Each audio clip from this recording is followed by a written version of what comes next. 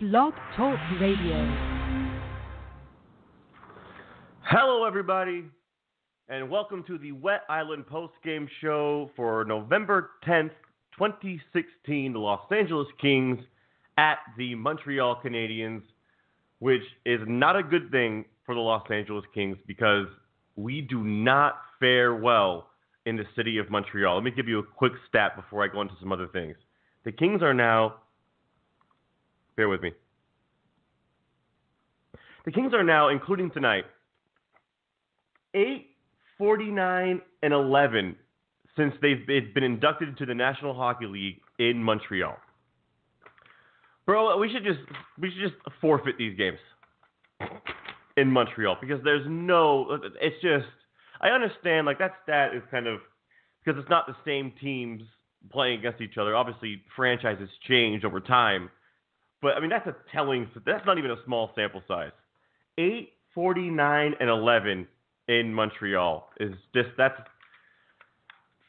we struggle with the Montreal Canadiens more than any other franchise by far. Bro, real quick before I get into the things I want to talk about as far as tonight, what a freaking whirlwind and of the last, not even just the last couple of days, of the last, what a whirlwind of the last week it's been. I'm so freaking exhausted of politics. I'm so done with it. I want to move on. I'm so happy to be sitting here in front of this microphone again, just talking Kings hockey. I'm done with politics. I'm sick of it. I'm happy that whole freaking process is over. Obviously, we have these new, protests and all that. Oh my God, bro. I'm so freaking happy just to talk Kings hockey. I barely care that the Kings dropped it 4-1 tonight. Barely care. I'm just happy to watch Kings hockey again. Obviously, I missed the Toronto Maple Leafs game because that was election day. I think there was bigger fish to fry that day, so I missed the 7-0 drubbing of the Leafs. But I'm exhausted with politics. I'm on politics overload. I can't wait to just not talk about it anymore. Obviously, I have my opinions and all that stuff. I just want to say one thing real quick, and this isn't even political because I don't want to go on here and state political opinions. That's not what this show's about. But this I just found this funny. When I was listening today to KFI, there were people, I forget who the hosts were, but they were talking about the protests. Bro, you got to understand one thing real quick. Hillary Clinton outdrew Donald Trump vote-wise by about 2.5 million voters. So, I mean, that's a landslide. That's not even close. So, obviously, there's going to be some people that are heated in California. And in Los Angeles and Oakland, too, there was a lot of protests.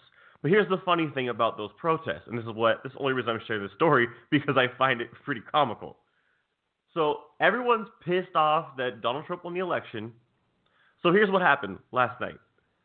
A bunch of mad Hillary supporters went out there onto the freeway and blocked a bunch of driving Hillary supporters. You're blocking the people that voted the same way you did now can't get home because for what?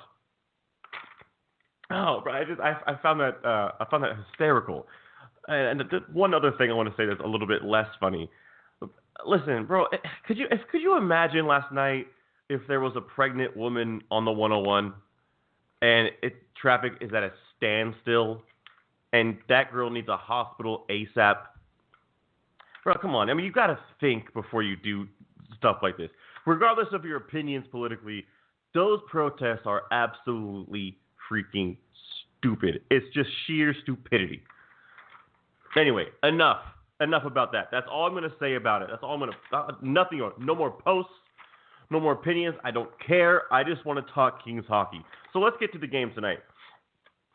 First of all, there was a great ceremony for Rogie Vachon because he spent a lot of time in Montreal and obviously was a Los Angeles King. So that was good to see. It's good to see Rogie again. But, since I did miss the Leafs game, but I caught highlights on my NHL app, and I heard Gary Thorne calling the game. What took me by surprise. I thought it was like some type of some other broadcast. But lo and behold, I looked it up today. apparently there's going to be some different announcers calling Kings games this year in place of Bob Miller. So, again, if you guys have any information on why Bob Miller is absent for a lot of these games, please educate me. Again, if you don't have the number, it's 602-753-1528. Again, that's 602-753-1528. And you can call in at any time with questions, comments, whatever you want, whenever you want. But here's the thing that I popped for huge. When you look at the schedule for the different announcers or the different play-by-play guys we're going to have on Fox. Okay, so obviously Gary Thorne tonight. And I'll touch on Gary Thorne real quick. His voice, when I hear his voice, it instantly reminds me of those wars of series that on ESPN between the Colorado Avalanche and the Detroit Red Wings.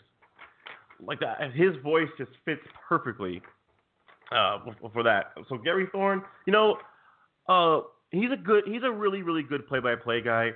One thing that I've noticed about him, because he actually, I believe that he commentates for the Baltimore Orioles. He does kind of pop way too hard when the home team scores, and kind of is way too disappointed when the other team scores. But that's a lot of commentators do that. I'm a big fan of Gary Thorne. Here's the one I popped for, freaking huge. Ralph Stranges, the old commentator for the Dallas Stars. For whatever reason, he's not in the booth anymore. Dave Strader took over. And by the way, I wish Dave Strader nothing but the best. I think he came down with cancer, so I wish Dave Strader nothing but the best. But Ralph Stranges is one of my favorite play-by-play guys of all time. And I think we're going to get 4 games from Ralph. That's freaking awesome. Super excited about that. And also, we're going to get play-by-play from Chris Cuthbert, who is one of the best of all time. So as much as I love Bob Miller, but this is awesome. It's awesome to get Thorne, Stranges, and Chris Cuthbert. And there's actually one other one, too. His name is eluding me at this point, but he's only commentating, I think, 1 game.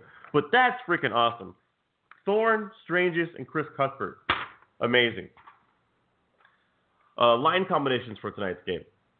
Tanner Pearson, Anze Kopitar, Teddy Purcell, Dwight King, Jeff Carter, Tyler Toffoli, Dustin Brown, Nick Dowd, Devin Setaguchi, Kyle Clifford, Nick Shore, Trevor Lewis. Forbert and Doughty, still like that pairing. Muzzin Martinez, Ravel, and Green with Peter Budaj in net.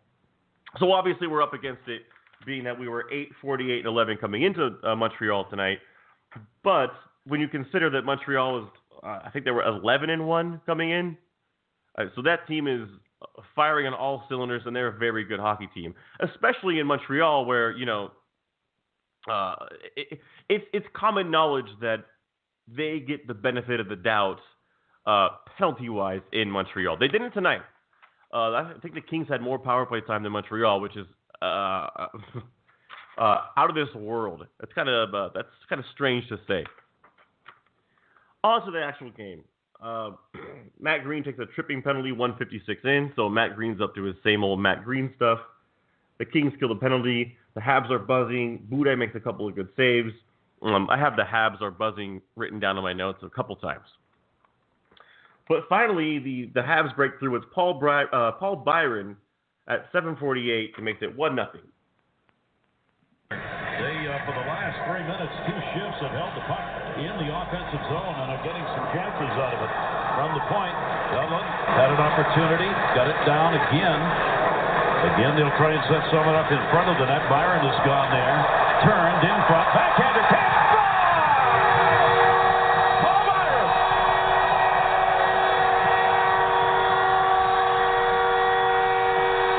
Ends the shutout. Canadiens on the board, just too many chances. Yeah. Oh, that goal horn doesn't exactly translate when you're playing it back, does it? So again, Paul Byron at 7:48 from Radulov and Emelin makes it 1-0. Muzzin and Martinez were not good on this shift. Muzzin gets beat to the front. He closes him off well enough, but the Habs player does get to the front, and Alec Martinez just completely loses his man, and Paul Byron with a nice shot. I mean, that really perfectly placed off the bar and in, and it's 1-0 for Montreal. But Muzzin and Martinez, that was a really rough shift. Jeff Petrie goes off at 8:18 for holding the stick. The Kings don't hardly do anything with the power play. Actually, I think the best scoring chance from that power play was actually a shorthanded chance from Torrey Mitchell. So the Kings don't capitalize. And then Daniel Carr makes it 2-0 at 13:53. Aaron picking up his fourth goal here in the first period for the Canadiens. Came at 7:48. Has given them the 1-0 lead here in the packed house. 507th consecutive sellout for the Canadiens. On the draw, left to Budai. Canadiens win it. Set it! Score! Again, right through a screen.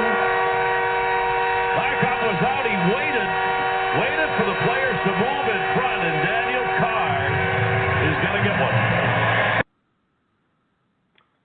2-0 Montreal. The Daniel Carr goal is from Markov and Mitchell. It goes back to losing faceoffs. Clean win. Markov shoots. It's a good tip. Alec Martinez loses his guy again. So, Alec Martinez didn't necessarily have a great game tonight. But it's 2-0 Montreal, and all because we continue to lose draws. It's a crucial part of the game. We're witnessing this almost game after game. Sometimes we're good, sometimes we're not. But when you're not, the puck's going to wind up in the back of the net. So you really, really have to bear down, especially in the defensive zone. And Jeff Carter loses the draw. Markov shoots it. It's a good tip by Daniel Carr. I don't know how to pronounce the guy's name. Daniel goes off for holding at 15:04. It's a nice play from Kopi and Toff down low. Kopi worked at the Toff, and Carey Price made a good save. I haven't said enough about Carey Price. We're 12 minutes into the show here. Carey Price, if you want to see what an actual elite goaltender looks like, then look no further than tonight and look no further than Carey Price. Because this is what an elite goaltender looks like. It's not, again, look, I think Jonathan Quick can be very good. I think most of the time he's slightly above average. But he's not elite like Carey Price is elite. Carey Price is unquestionably the best goaltender in the world right now. There's no question about it. And I have to be completely honest. I'm sorry. I know a lot of Kings fans don't like this very much, but Jonathan Quick is not on Carey Price's level. He's simply not. Carey Price has been, even in the World Cup of Hockey, he was that good.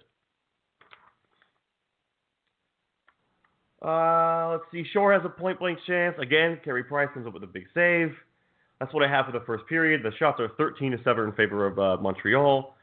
5-1 giveaways, meaning the Kings gave the puck away 5 times. 6-2 takeaways in favor of Montreal. So the Kings really got their ass kicked in that first period. Coming to the second period, I actually missed a good portion of it. I was down the street getting, let's say, refreshments. But I came back, I turned the TV on, and I saw Daniel make it 3-0 at 9:37 from Jeff Petrie and Pacioretty.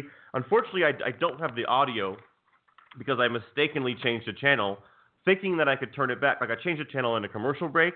I thought that I could change it back to the Kings game and rewind, but for some reason, I think there was something recording, so I wasn't able to do it. So I don't have the audio for the goal.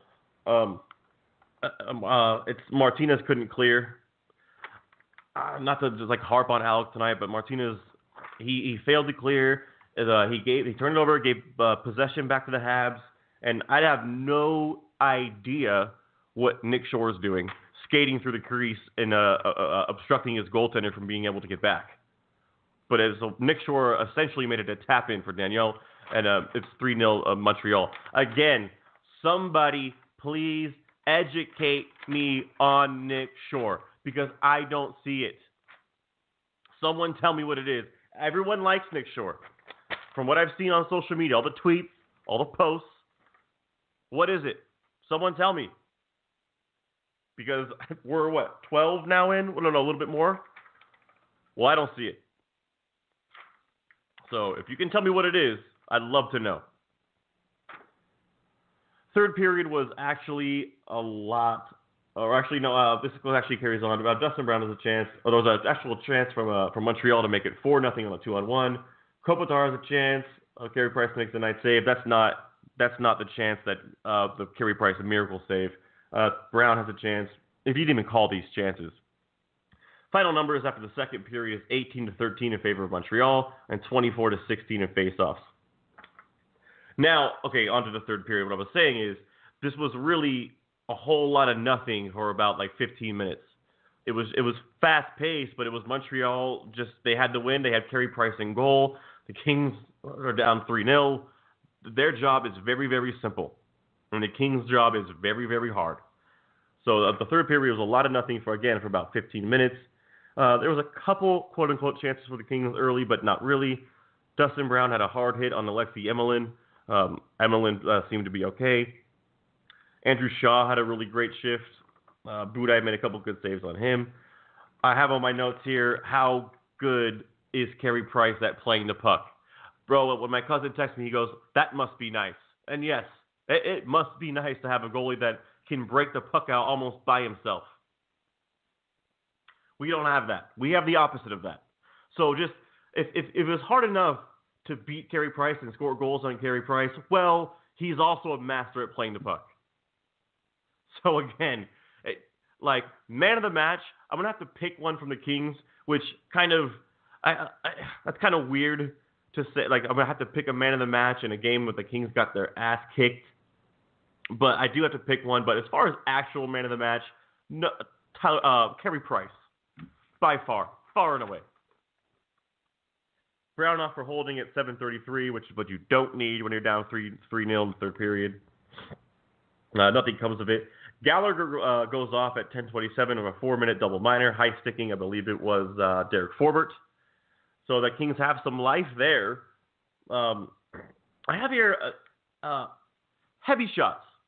Okay, there's a difference between heavy shots and well-placed shots. Obviously, like scientifically, if two of the same guys shoot the puck, let's say 98 miles an hour, well, probably it's going to hurt just exactly the same. But just take this as a player. There totally is a difference between the way Shea Weber, Zdeno Chara, from a Kings standpoint, the last guy I remember, like a Rob Blake, these guys are heavy shots. And then when you take into account, like, let's say the opposite, of the other end of that spectrum would be a guy like Erik Karlsson, a PK Subban, a Drew Doughty. From a player's perspective, or like an ex-player, I would much rather stand in front of a Drew Doughty, Erik Karlsson, PK Subban shot because they know where it's going most of the time.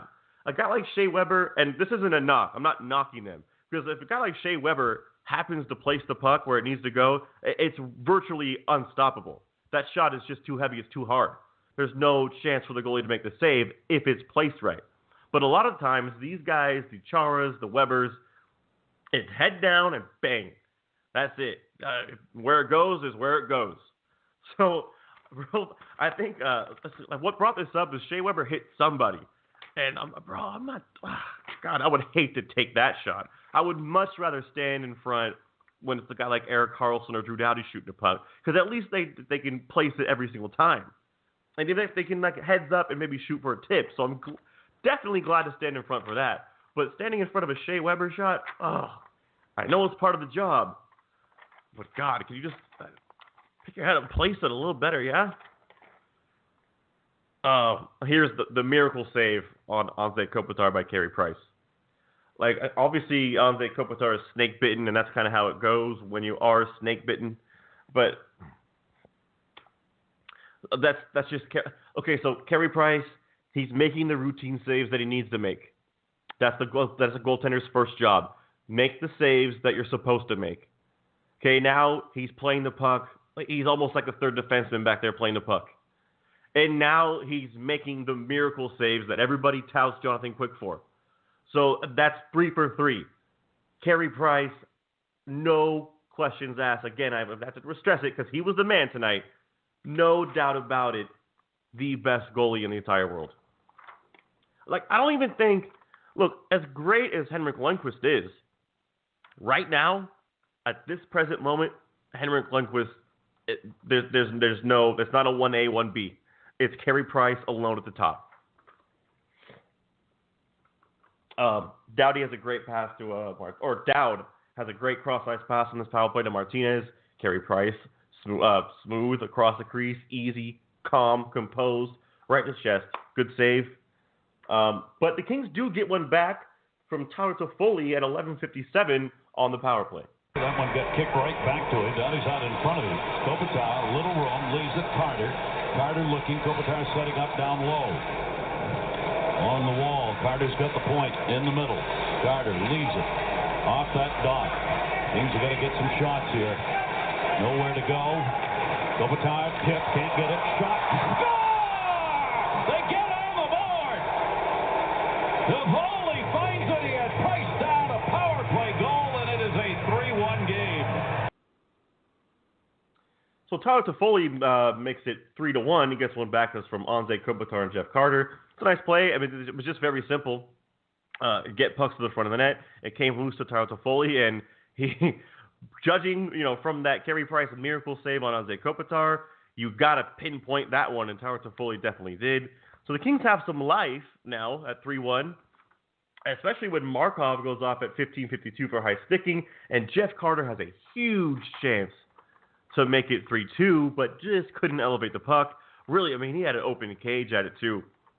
If he could have got that puck off and got some power on it, that's 3-2. That's an open cage. And Jeff Carter doesn't normally miss those things. But he was obstructed a little bit, so it wasn't as easy as maybe I'm making out to be. But that was a really, really good chance to make it 3-2, but it just didn't come to fruition. And that was pretty much that was the last chance. And really, when you're trying to come back and win a game, when those chances go by the wayside, there's no way back. I mean, you have to capitalize on every single freaking chance, and when it doesn't happen like that, I mean, you can pretty much call it a night. And Alex Galchenyuk ices it with an empty net goal and make it 4. Shots on goal on that power play. Budaj's headed to the bench. As they'll look for the skater. Dowdy able to control momentarily along the line. It's an empty net at the other end, and the shot goes in. Galchenyuk puts it out of reach.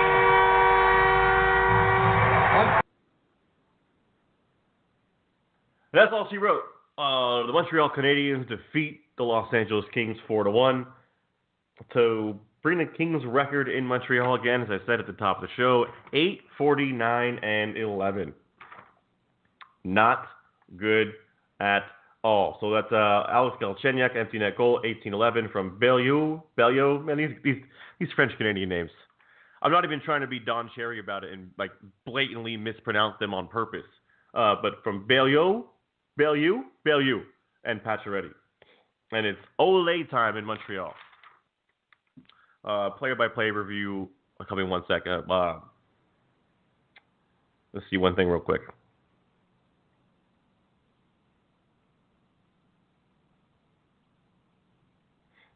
Here we go. Bro, my handwriting, my penmanship it's got to get better. It looks like cat scratch on here.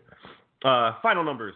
Shots were 24-23 in favor of the Kings, actually. That's obviously because Montreal took their foot off the gas pedal. Again, Montreal had 10 minutes in penalties to the Kings 4. That's pretty rare for Montreal to take more penalties in a game. Hits 58-21 in favor of Los Angeles. Obviously, that's because they didn't have the puck that much. Kings gave it away 13 times. Montreal took it away 12 times. The Kings took it away 5, so Montreal won in takeaways. And the Kings won in giveaways, so that's not a good thing. Face-offs, the Kings ended up winning 33-30, but I think that's also a part in that Montreal took the foot off the gas pedal a little bit. Let's see, Alec Martinez was a -4 on the night. -4. So if there's an opposite of man of the match, that would be Alec Martinez tonight. Not to harp on him. I have faith in Alec Martinez to continue to be a good hockey player, but he was bad tonight. Player-by-player review, and this isn't going to go well because really nobody was that good. Tanner Pearson. Look, I mean this Kopi's line mates it's not Lucic and Mary Gavrek anymore. For what it's worth, I had Kopi as man of the match tonight, but since Toffoli scored the goal, I'm going to give it to him. But moving on, Dwight King. He was a little bit late getting out to, I believe it was Markov on the second goal. He could have got a stick on puck, something. Dwight King just doesn't do much of anything. Jeff Carter, not bad. Not very bad. Lost that face-off. Lost a huge face-off, obviously, in that same exact goal. Tyler Toffoli, obviously, as I said, man of the match. Put that puck where he needed to put it. Dustin Brown, looking grim for Dustin Brown. I feel like in an expansion draft, Dustin Brown will not be kept as like a, what do they call it, like a keeper player. There's a good chance Dustin Brown might end up in Las Vegas next year. Nick Dowd, good game. I mean, Nick, so far, what has he done wrong other than, like, big fan of Nick Dowd. Devin Setaguchi. Setaguchi has a weird knack for being able to fall down in spectacular fashion. Remember that shootout attempt he had? It was just a complete disaster. He still falls down like that. Like, I don't want to make jokes about it. I'm not making jokes. Obviously, what he went through was a very serious thing. But it sometimes the way he falls down, it comes across on television like he's plastered. But don't freak out. That's just what it looks like. Obviously, I'm happy for Devin Setaguchi, but it's just what it looks like when he falls down like that. Kyle Clifford, Nick Shore, Trevor Lewis, as a whole, really nothing on that fourth line tonight. Derek Forbort and Drew Doughty, I think we're okay. Really, Forbort, Doughty, Gravel, and Green were actually okay. It was Muzzin and Martinez who had a stinker tonight. I think I've said that pretty recently, actually. Maybe it's time to split that pair up because I don't feel like it's working. I believe that they're both really, really good hockey players, but that pairing for me is not working. Again, Alec Martinez -4 on the night. Empty net goal, not much you can do about that, but still, that's a bad number. Peter Budaj. Look, I really don't think if Jonathan Quick's in net tonight, the result is that much different. Maybe 3-1. Maybe the third, maybe if Quick's in net, they win 3-1 with the third goal being an empty netter. Maybe. So that's it, everybody. That's my thoughts on tonight's game, but really, to hell with it. I'm glad to just be watching hockey again and just enjoying hockey instead of, two assholes bickering back and forth and we're supposed to vote for one of them. So, we'll see you guys tomorrow night, 4:30 puck drop, the Los Angeles Kings at the Ottawa Senators. I'm excited to see, hopefully, Jack Campbell gets the start. Hopefully he gets the nod. And we'll see what we can do in Ottawa. Hopefully we bounce back from this dismal effort tonight in Montreal as the Kings go 8-49-11 in Montreal. Good night, everybody. We'll see you tomorrow. When you don't go to Geico.com, car insurance can seem intense. Like breakup R&B intense. I thought you said you loved the sweater that I got you.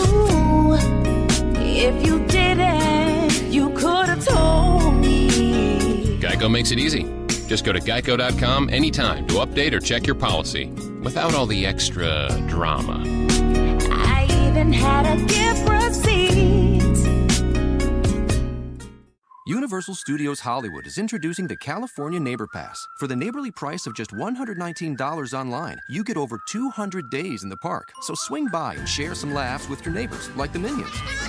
Or Homer Simpson. Go nuts. Even go on an adventure with Harry Potter. Stay close and follow me. Visit UniversalStudiosHollywood.com to get over 200 days of thrills, laughter, and wonder with the new California Neighbor Pass for $119 online. Pass valid for 9 months from selected first visit date. Blackout dates and restrictions apply.